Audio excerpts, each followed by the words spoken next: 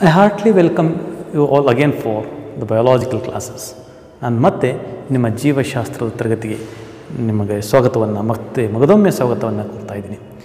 ಇವತ್ತು ನಾವು ಆರ್ ಮತ್ತು ಎಸ್ ಆಲ್ಫಾಬೆಟ್ನಿಂದ ಶುರುವಾಗುವಂಥ ಜೀವಶಾಸ್ತ್ರದ ಟರ್ಮ್ಸ್ಗಳನ್ನು ಅಂದರೆ ಪದಗಳ ಬಗ್ಗೆ ಕಲಿತುಕೊಳ್ಳೋದು.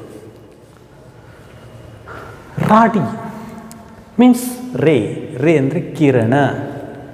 ರೇಡಿಯಲ್ ಅಂದರೆ ತ್ರಿಜ್ಯೆಯ ಅಥವಾ ತ್ರಿಜ್ಯಾಕೃತಿಯ ಅಥವಾ ಕಿರಣಗಳಂತೆ ಜೋಡಿಸಿದ ಅನ್ನುವಂಥ ಶಬ್ದ ಬರ್ತದೆ, ಅರ್ಥ ಕೊಡ್ತದೆ. ಅಂದರೆ ತ್ರಿಜ್ಯದ ತೆರೆ ಇರುವಂತಹ ಅಥವಾ ಕಿರಣಗಳನ್ನು ಜೋಡಿಸಿದಂತಹ ಅನ್ನುವಂಥ ಒಂದು ಅರ್ಥ ಬರ್ತದೆ.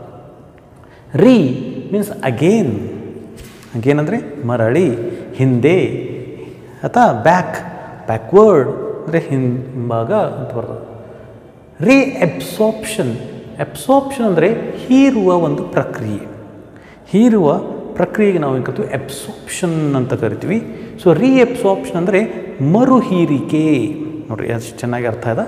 ರೀ ಅಬ್ಸಾರ್ಪ್ಷನ್ ಅಂದರೆ ಮರು ಹೀರಿಕೆ ಅಂತ ಅರ್ಥ ಆಗುತ್ತೆ. ರನ್ ಮೀನ್ಸ್ ಕಿಡ್ನಿ ಅಂತ ಕನ್ನಡದಾಗ ಮೂತ್ರಪಿಂಡ ಅಂತ ನಾವು ಕರಿತೀವಿ. Adrenal is the endocrine gland which is present above the kidney. ಈ ಮೂತ್ರಪಿಂಡ ಅಥವಾ ಮೂತ್ರಜನಕಾಂಗದ ಮೇಲೆ ಇರುವಂತಹ ಒಂದು ಗ್ರಂಥಿಯನ್ನು ನಾವೇನು ಕರಿತೀವಿ, ಹಾರ್ಮೋನ್ಗಳನ್ನು ಸ್ರವಿಸುವ ಒಂದು ಗ್ರಂಥಿಯನ್ನು ನಾವು ಎಡ್ರಿನಲ್ ಗ್ರಂಥಿ ಅಂತ ಕರಿತೀವಿ. ನೋಡ್ರಿ ಏನು ಹೇಳಿದನು, what is adrenal gland is the endocrine gland which is present above the kidney. ಮೂತ್ರಪಿಂಡದ ಮೇಲ್ಭಾಗದಲ್ಲಿ ಒಂದು ಎಂಡೋಕ್ರೈನ್ ಹಾರ್ಮೋನುಗಳನ್ನು ಸ್ರವಿಸುವಂಥ ಒಂದು ಗ್ರಂಥಿ ಇರ್ತದೆ. ಆ ಗ್ರಂಥಿಯ ಹೆಸರು ಯಾವುದಪ್ಪ ಅಂದರೆ ಎಡ್ರಿನಲ್ ಅಂತ ಕರಿತೀವಿ. ರೆಟ್ ಮೀನ್ಸ್ ನೆಟ್ ಅಂದರೆ ಜಾಲ. ಮೇಡ್ ಲೈಕ್ ನೆಟ್ ಅಂತಾರೆ. ಅಂದರೆ ಜಾಲದಂತಿರುವಂತಹ ಅಥವಾ ಬಲೆಯಂತಿರುವಂತಹ ಅನ್ನುವಂಥ ಅರ್ಥ ಬರ್ತದೆ. ರೆಟಿಕ್ಯುಲರ್ ಫೈಬರ್ಸ್ ಅಂದ್ರೇನು, ಬಲೆಯಾಕಾರದ ಬಲೆಯಂತಿರುವ ನಾರು ಪದಾರ್ಥಗಳು ಅಂತ. ಫೈಬರ್ಸ್ ಅಂದರೆ ನಾರು. ಬಲೆಯಂತಿರುವಂತಹ ಅಥವಾ ಜಾಲದಂತಿರುವ ನಾರುಗಳಿಗೆ ನಾವು ರೆಟಿಕ್ಯುಲರ್ ಫೈಬರ್ಸ್ ಅಂತ ಕರಿತೀವಿ. ರೆಟ್ರೋ ಹಿಂದೆ, ಬ್ಯಾಕ್ವರ್ಡ್ ಹಿಂದುಳಿದ, ಹಿಮ್ಮೆಟ್ಟಿಸು. ನೋಡ್ರಿ ಹೆಂಗೆ ಬರ್ತದೆ ಅರ್ಥ. ರೆಟ್ರೋಗ್ರೇಟ್ ಅಂದರೆ ಹಿಮ್ಮೆಟ್ಟುವಿಕೆ. ರೆಟ್ರೋಗ್ರೇಟ್ ಅಂದ್ರೇನು, ಹಿಮ್ಮೆಟ್ಟುವಿಕೆ ಅನ್ನುವಂಥ ಅರ್ಥ ಬರ್ತದೆ. ರೈನೋ ಅಂದರೆ ನೋಸ್, ನಾಸಿಕ, ಮೂಗು ಅಂತ ಅರ್ಥ. ರೈನೋಸೆರೋಸ್ ಕನ್ನಡದೊಳಗೆ ನಾವು ರೈನೋಸೆರೋಸ್ಗೆ ಅಂತೀವಿ ಘೇಂಡಾಮೃಗ ಅಥವಾ ಖಡ್ಗಮೃಗ ಅಂತ ಕರಿತೀವಿ ನಾವು. ಯಾಕಂದರೆ ಈ ರೈನೋಸೆರೋಸ್ ಅನ್ನುವಂಥ ಪ್ರಾಣಿಗೆ ಮೂಗಿನ ಮೇಲೆ ಖಡ್ಗಾಕೃತಿಯಾದಂಥ ಒಂದು ಕೊಂಬು ಇರ್ತದೆ. ನೋಡಿ, ಖಡ್ಗದ ಆಕೃತಿಯಲ್ಲಿ ಆ ಕೊಂಬು ಇರ್ತದಂಥದಕ್ಕೆ ಖಡ್ಗಮೃಗ ಅಂತ ಕರೆದ್ರು ಅಥವಾ ಘೇಂಡಾಮೃಗ ಅಂತಲೂ ಕರೀತಾರೆ ರೈನೋಸೆರೋಸ್. ರೈಸ್ ಅಂದರೆ ಬೇರು, ಲೈಕ್ ಬೇರಿನ ತರಹದ. ರೈಸೋಯಿಡ್ಸ್ ಅಂದರೆ ನಾನು ಹೇಳಿದ ನಿಮಗೆ, ರೈಸೋ ಅಂದರೆ root. The rhizoids are the root like structures present in the fungi and lower plants. They involved in the absorption of the water and minerals from the soil. ಅದಕ್ಕೇನು ಕರಿತೀವಿ, ರೈಸೋಯಿಡ್ ಅಂತ ಕರ್ತಾರೆ. ಅಂದರೆ ಬೇರಿನ ತರಹದ ಕೆಲವೊಂದು ಏನಿರ್ತಾವೆ ಅಂದರೆ ಆಕೃತಿ ಇರ್ತಾವೆ, ಅವಕ್ಕೆ ರೈಸೋಯಿಡ್ ಅಂತಾರೆ. ಇವು ಶಿಲೀಂಧ್ರಗಳಲ್ಲಿ ಮತ್ತು ಕೆಳಹಂತದ ಸಸ್ಯಗಳಲ್ಲಿ ಇವು ಇರ್ತಾವೆ. ಇವು ಏನು ಮಾಡ್ತಾವೆ ಅಂದರೆ ಮಣ್ಣಿನಲ್ಲಿ ಅಥವಾ ತಮ್ಮ ಸುತ್ತಮುತ್ತಲ ಸ್ಥಳಗಳಲ್ಲಿ ಇರುವಂತಹ ಖನಿಜಾಂಶಗಳನ್ನು, ಲವಣಾಂಶಗಳನ್ನು ಮತ್ತು ನೀರನ್ನು ಹೀರಿಕೊಂಡು ಸಸ್ಯಗಳಿಗೆ ಅಥವಾ ಶಿಲೀಂಧ್ರಗಳಿಗೆ ಒದಗಿಸ್ತಾವ. ಅದಕ್ಕೆ ಅವಕ್ಕೇನು ಕರೆದ್ರು, ಅವಕ್ಕೆ ರೈಸೋಯಿಡ್ ಅಂತ ಹೆಸರು ಬಂತು. ರೋಡೋ ಮೀನ್ಸ್ ರೆಡ್, ಕೆಂಪು. ರೋಡೋಫೈಟ್ ಕೆಂಪು ಶೈವಲಗಳ ಗುಂಪಿಗೆ ನಾವೇನು ಕರಿತೀವಿ, ರೋಡೋಫೈಟ್ ಅಂತ ಕರಿತೀವಿ. ಕೆಂಪು ಶೈವಲಗಳು, ಅಲ್ಗಾ ಅಂದರೆ ಕನ್ನಡದ ಶೈವಲ ಅಂತ ಕರೀತಾರೆ. ಸೊ ಕೆಂಪು ಶೈವಲಗಳ ಒಂದು ಗುಂಪಿಗೆ ರೋಡೋಫೈಟ್ ಅಂತ ಕರೆದರು. ರೋಟೋ ಮೀನ್ಸ್ ವೀಲ್, ರೊಟೇಷನ್ ಅಂದರೆ ವೀಲ್, ಚಕ್ರ ಅಂತ ಕರಿತೀವಿ. ರೋಟಿಫೆರಾ Rotifera is nothing but in aquatic multicellular organisms having the wheel-like structure helpful in feeding and locomotion. They are called rotifera.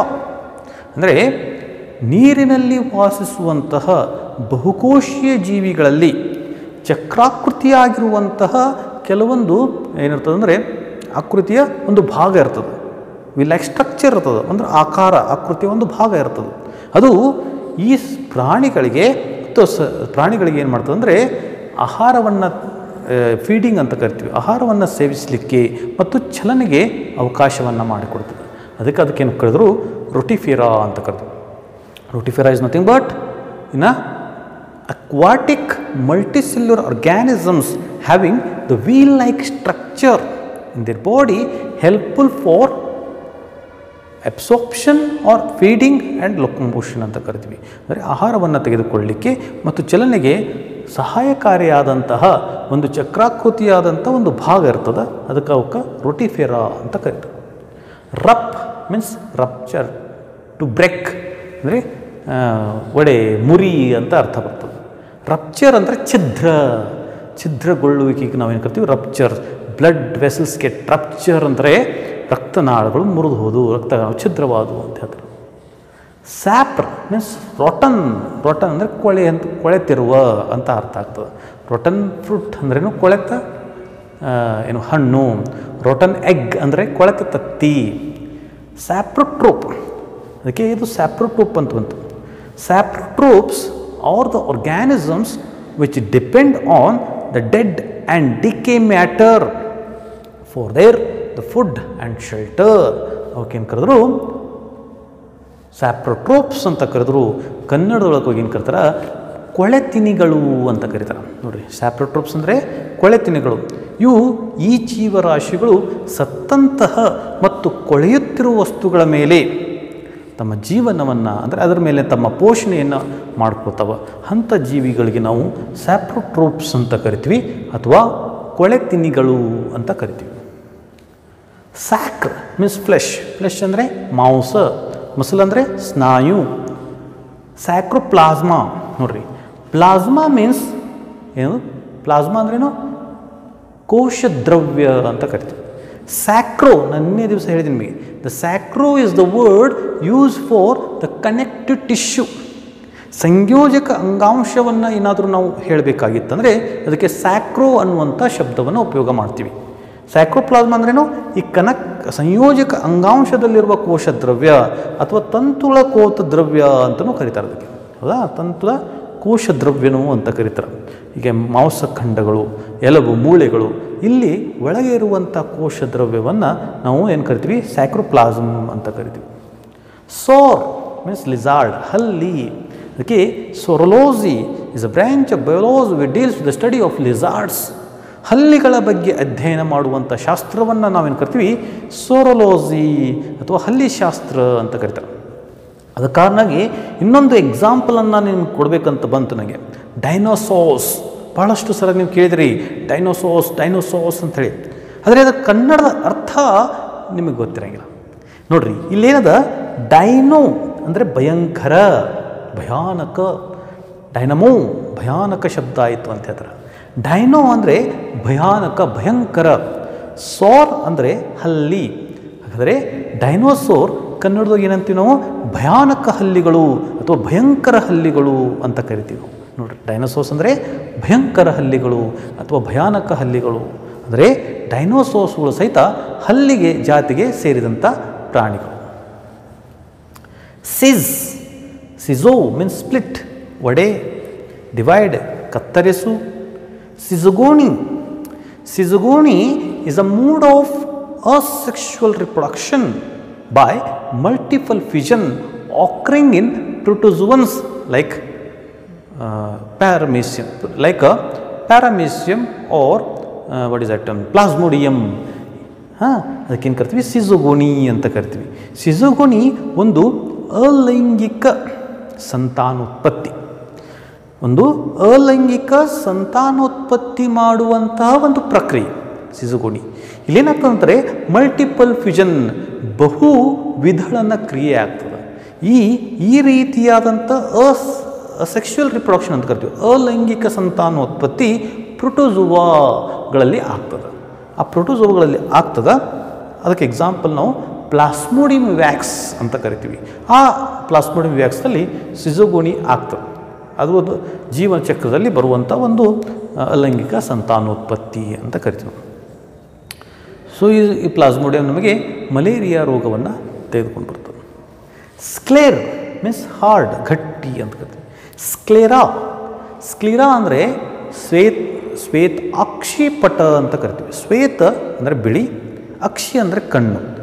ಶ್ವೇತ ಅಕ್ಷಿಪಟ ಅಂದರೆ ಬಿಳಿ ಕಣ್ಣಿನ ಪೊರೆ.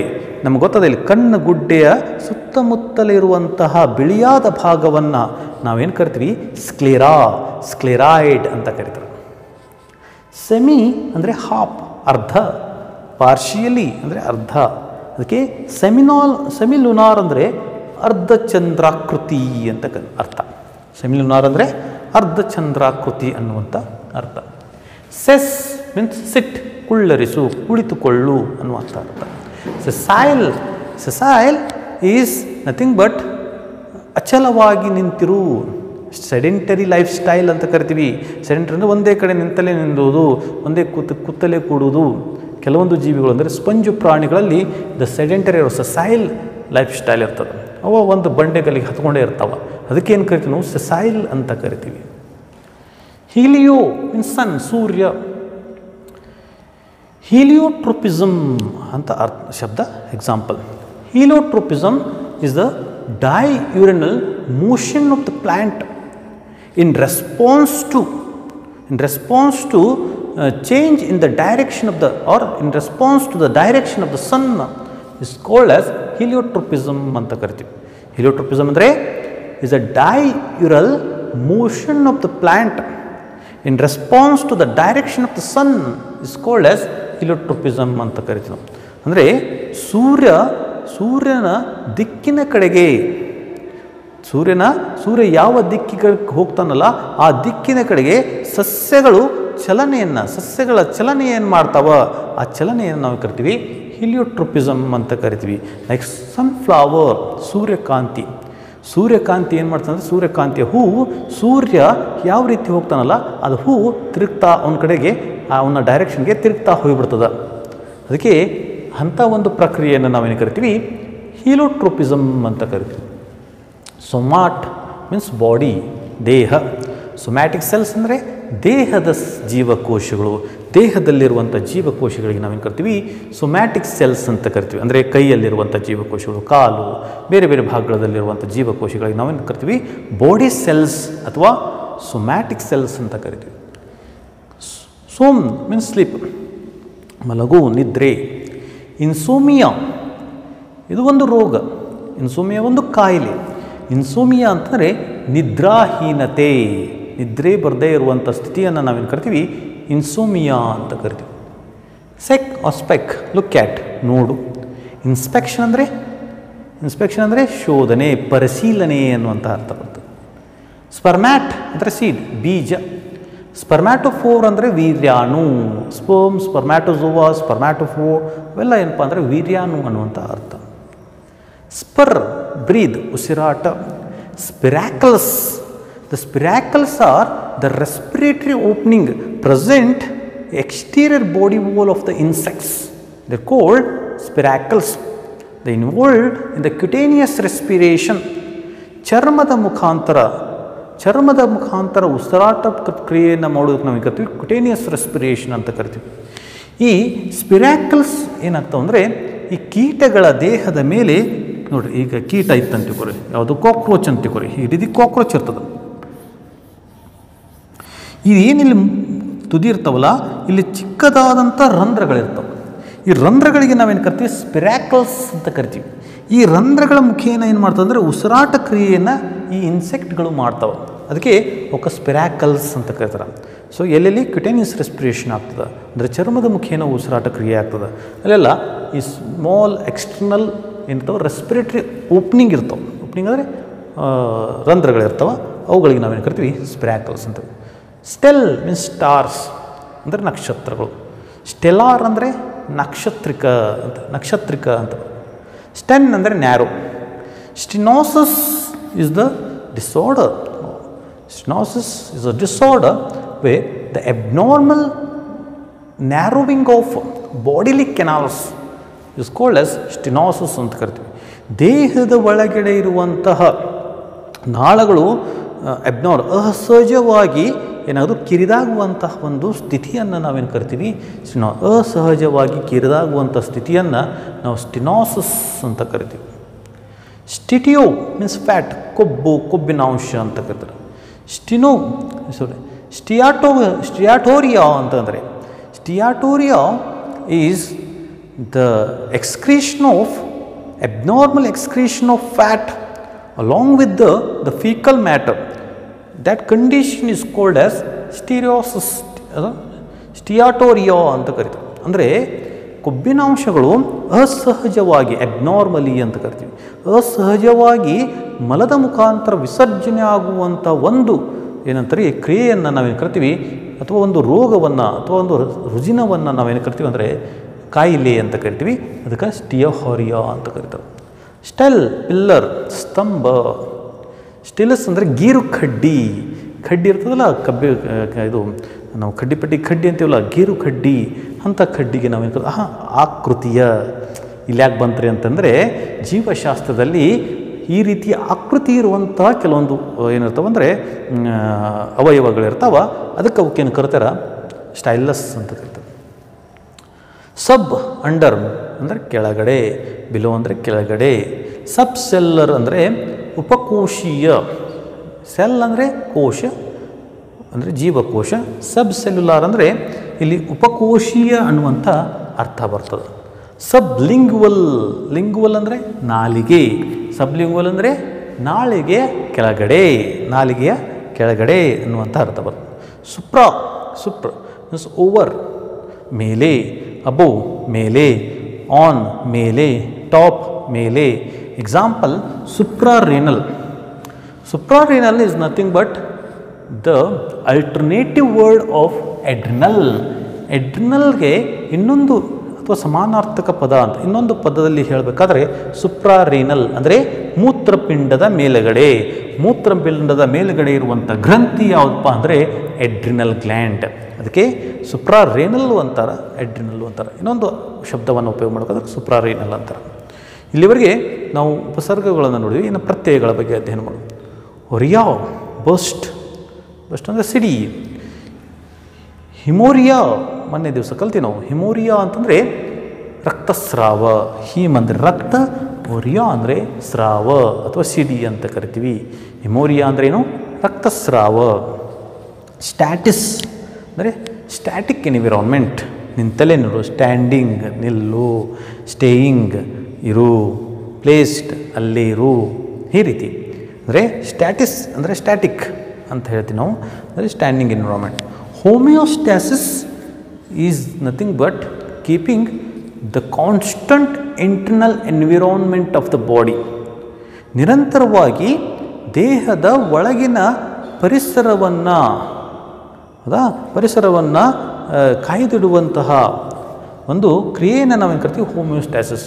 ದೇಹದ ಒಳಗಡೆ ಇರುವಂಥ ಪರಿಸರ ಅಂದ್ರೇನು? ಇಂಟರ್ನಲ್ ಎನ್ವಿರಾನ್ಮೆಂಟ್ ಅಂದರೆ ದೇಹದ ಒಳಗಡೆ ಅವಶ್ಯಕತೆ ಇರುವಂತಹ ಲವಣಾಂಶ ಮತ್ತು ನೀರನ್ನು ಅಂದರೆ ಅಷ್ಟೇ ಪ್ರಮಾಣದಲ್ಲಿ ಇರುವಂಥ ಒಂದು ಕ್ರಿಯೆಯನ್ನು ಹೋಮಿಯೋಸ್ಟ್ಯಾಸಿಸ್ ಅಂತ ಕರಿತೀವಿ. ಅಂದರೆ the keeping the constant the salt and water conditions in the body. ಅದಕ್ಕೇನು ಕರಿತೀವಿ ನಾವು? ಹೋಮಿಯೋಸ್ಟ್ಯಾಸಿಸ್ ಅಂತ ಕರಿತೀವಿ. ನಮ್ಮ ದೇಹಕ್ಕೆ ಲವಣಾಂಶಗಳು ಮತ್ತು ನೀರು ಅತಿ ಅವಶ್ಯಕವಾಗಿ ಬೇಕಾಗ್ತವೆ. ಈ ನೀರು ಮತ್ತು ಲವಣಾಂಶಗಳಲ್ಲಿ ಏನಾದರೂ ಸ್ವಲ್ಪ ವ್ಯತ್ಯಯ ಆಯ್ತಂದರೆ ನಮಗೇನಾಗ್ತದೆ? ಸುಸ್ತಾಗೋದು, ಹೀಗೆಲ್ಲ ಪರಿಸ್ಥಿತಿ ಆಗ್ತದೆ. ಹಾಗೆ ಅದಕ್ಕಾಗಿ ಏನು ಮಾಡ್ತಾರಂದರೆ ಲವಣ ಮತ್ತು ನೀರು ಎರಡೂ ನಮ್ಮ ದೇಹಕ್ಕೆ ಅತಿ ಅವಶ್ಯಕವಾದಂತಹ ವಸ್ತುಗಳು, ಹೌದಾ? ಅದಕ್ಕೆ ಅವುಗಳನ್ನು ಕಾನ್ಸ್ಟೆಂಟಾಗಿ ಅಂದರೆ ಅಷ್ಟೇ ಪ್ರಮಾಣದಲ್ಲಿ ಕಾಯ್ದಿರಿಸಬೇಕಾಗ್ತದೆ. ಅದನ್ನು ನಾವು ಮೇಂಟೈನ್ ಮಾಡುವಂಥ ಒಂದು ಸ್ಥಿತಿಯನ್ನು ನಾವೇನು ಕರಿತೀವಿ? ಹೋಮಿಯೋಸ್ಟ್ಯಾಸಿಸ್ ಅಂತ ಕರಿತೀವಿ. ಸೊ ಇವತ್ತಿಗೆ ನಾವು ಆರ್ ಮತ್ತು ಎಸ್ ಅಲ್ಫಾಬೆಟ್ನಿಂದ ಶುರುವಾಗುವಂಥ ಶಬ್ದಗಳ ಬಗ್ಗೆ ಅಥವಾ ಜೀವಶಾಸ್ತ್ರದ ಪದಗಳ ಬಗ್ಗೆ ನಾವು ತಿಳ್ಕೊಂಡಿವಿ. ನಾಳೆ ದಿವಸ ಟಿದಿಂದ ಜೆಡ್ವರೆಗೆ ಅಲ್ಲಿ ಇರುವಂಥ ಎಲ್ಲ ಪದಗಳ ಬಗ್ಗೆ ತಿಳಿದುಕೊಳ್ಳೋಣ. ಇಲ್ಲಿವರೆಗೆ ಧನ್ಯವಾದಗಳು.